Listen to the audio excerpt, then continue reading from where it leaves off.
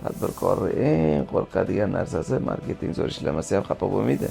Lekin soliq kelganda yo jinoiy, yo ma'muriy, yo yana bir qanaqadir pajar ketdi deydigan holat bo'lganda, haqiqatdan ham yaxshi pajarnik bo'lsa-yu, men bilib yo bilmay olov ham kuydi, tom ham kuydi, narsalar ham kuydi demaydigan ma'ni bir saqlab qoladigan shu paytda.